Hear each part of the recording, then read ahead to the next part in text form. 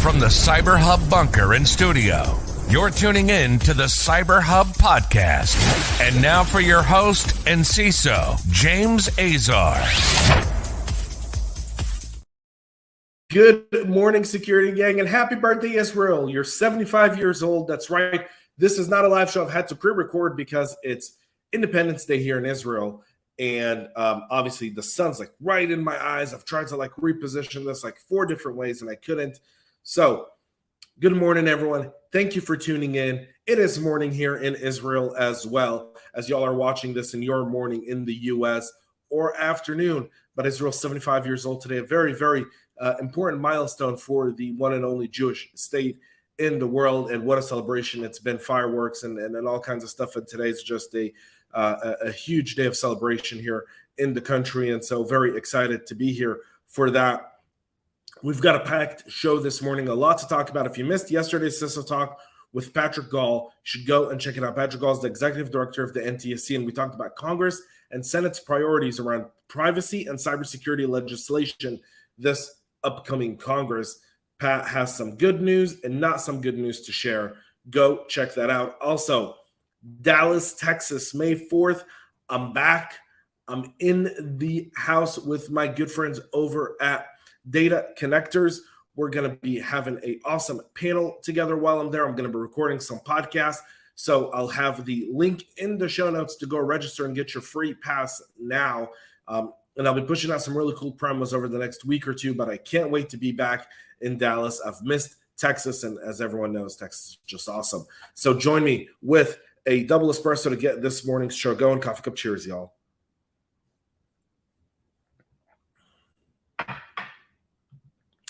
APC is warning of a critical unauthenticated RCE flaw in their UPS software. APC's Easy UPS online monitoring software is vulnerable now to unauthenticated arbitrary remote code execution. It does allow criminals to take over devices and, in worst case scenarios, disable the functionality altogether. The uninterruptible power supply devices are vital in safeguarding data centers, server farms, and smaller network infrastructures by ensuring seamless operation amidst power fluctuation or outages. APC, which is by Schneider Electric, is one of the most popular UPS brands. Its products are widely deployed in both consumer and corporate markets, including governmental, healthcare, industrial, IT, and retail.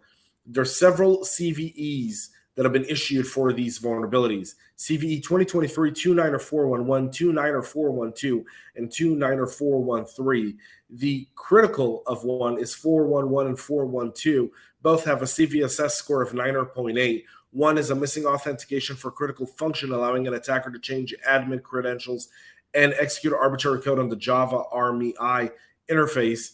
CVE 2023-29412 is an improper handling of case sensitivity, allowing an attacker to run arbitrary code when manipulating internal methods through the Java RMI interface as well. While denial of service flaws are generally not considered very dangerous, as many UPS devices are located in data centers, the consequences are magnified. It could block remote management of devices. The above flaws impact APC Easy UPS online monitoring software version 2.5 GA-01-22320 and earlier, and Schneider Electric Easy UPS online monitoring software version 2.5 GA-01-22320 and earlier. It impacts all Windows versions, including 10 and 11, and also Windows Server 2016, 2019, and 2022. The recommended action for users is to upgrade to version 2.5-GS-01-23036 or later. The only mitigation with direct access is to upgrade the PowerShoot serial shutdown software suite on all servers protected by Easy UPS. So you want to make sure you get that done. Another critical flaw is found in a remote terminal unit made by Slovenia-based industrial automation company Inea, which can expose industrial organizations to remote criminal attacks. The existence of the vulnerability came to light last week when CISA published an advisory to inform organizations of the vulnerability. The vendor did release a firmware update that patches the issue. The security hole, which is tracked to CVE 2023-2131, has a CVSS score of a perfect 10, impacts Inea ME RTUs running firmwares version prior to 3.36. The OS command injection bug could allow remote code execution, according to CISA. The impacted product provides a data interface between remote field devices and the control center through a cellular network. The product is used worldwide in industries such as energy, transportation, water, and wastewater. The vulnerability was discovered and responsibly disclosed by Floris Hendricks, a researcher who's working on getting his master's degree in cybersecurity at the Radboud University in the Netherlands. So good job to that young gentleman there. VMware is also fixing a critical zero-day exploit chain used at the Pwn2Own. VMware released a security update to address zero-day vulnerabilities that could be chained to gain code execution system running unpatched versions of the company's workstation and Fusion software hypervisors. The two flaws were part of an exploit chain demoed by the Star Labs team security researchers 1 month ago during the Pwn2Own Vancouver 2023 contest. Vendors have 90 days to patch the zero-day exploits and disclose during Pwn2Own before Trend Micro's zero-day initiative releases the technical details. The first vulnerability, 2023-20869, is a stack-based buffer overflow vulnerability in the Bluetooth device sharing functionality that does allow local attackers to execute code as the virtual machine's VMX process running on the host. The second bug was patched today, CVE 2023-20870, an information disclosure weakness in the functionality for sharing host Bluetooth devices with the VM. VMware has shared a temporary workaround for admins who cannot immediately deploy patches for the two flaws, but you want to make sure you get these patched as well. An additional vulnerability in SLP could let attackers launch a categorically 2,200 times greater DDoS attack. The details have emerged about this high-severity security vulnerability impacting the service location protocol that could be weaponized to launch volumetric denial of service attacks against targets. Attackers could exploit this vulnerability by leveraging vulnerable instances to launch massive denial of service amplification attacks with a factor as high as 22 times higher, potentially making it one of the largest amplification attacks ever reported. This is according to BitSight and CureSec.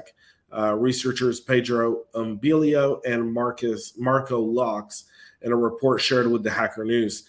The vulnerability, which has been assigned an identifier, CVE 2023-29552, CVSS score of 8.6, is set to impact more than 2,000 global organizations and over 54,000 SLP instances that are accessible over the internet. This includes the VMware ESXi hypervisor, the Konica Minolta printers, the Plantex routers, IBM integrated management modules, SMC IPMI, and 665 other product types. The top 10 countries are the US, UK, Japan, Germany, Canada, France, Italy, Brazil, the Netherlands, and Spain.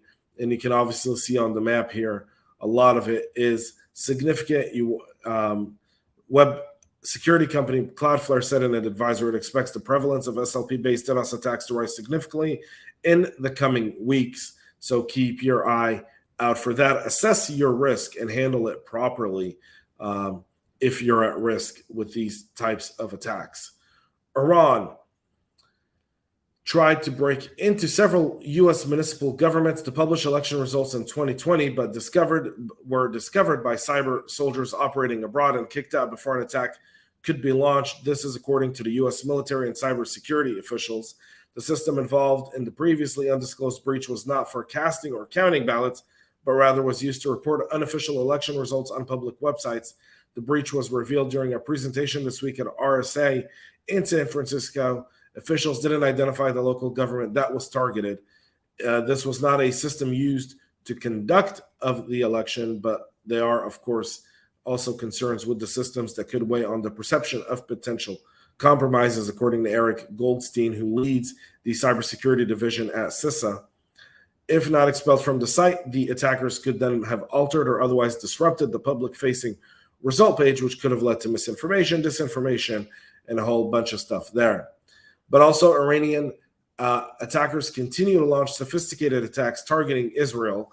This one is a Iranian threat actor that's been linked to a new wave of phishing attack targeting Israel that's designed to deploy an updated version of a backdoor called PowerLess.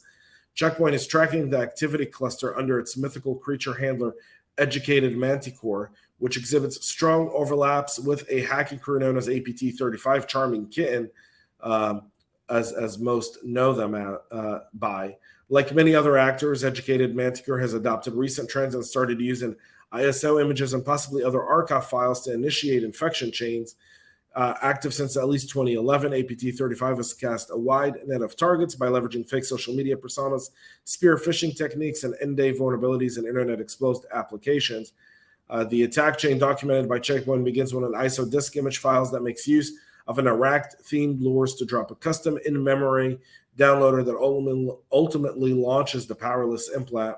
The ISO file acts as a conduit to display a decoy document written in Arabic, English, and Hebrew, and it purports to feature academic content about Iraq from a legitimate nonprofit entity called the Arab Science and Technology Foundation, indicating that the research community may have been the target for this specific attack. So Iran continues to target the globe. And yesterday at RSA, acting National Cybersecurity Director Kimba Walden told reporters during a roundtable discussion that an implementation for the National Cybersecurity Strategy could be available by early summer. The implementation, though, is going to be a bit difficult. Some implementation could be done by CISA, TSA, and so forth. Other legislation would require approval from Congress in terms of passing law, and they've indicated, at least with the initial launch of the document, that there's very little appetite to add regulation without removing regulation as well. So that may be an impasse there. It's interesting to see how they're going to try to implement this. Walden said when it's published, it's not going to be sexy. It's really going to be about who's accountable for what and who's responsible. They're publishing a RACI. That's what they're doing. It's not really a plan. It's a RACI. Who's responsible, who's accountable, who's consultative, and who needs to be informed. That's that. It's not really an action plan because you've got to pass policy. To pass policy, you've got to get the different lines of government to agree to pass that policy. There's very little appetite for that right now, especially given the shaky ground Congress is on at the moment. And because cybersecurity is so spread out across CISA and then ONCD and so many others, it's going to be interesting to see how that all comes together, and be interesting to see how this plan, when published, looks like. That's it for our show this morning. Again, Data Connectors Dallas, May 4th. Don't miss it. It's going to be amazing. Link is in the show notes. Till then, have a great rest of your day, and most importantly, stay cyber safe. We love feedback, so make sure to connect with us on social media and subscribe to our podcast on your favorite podcast listening platform.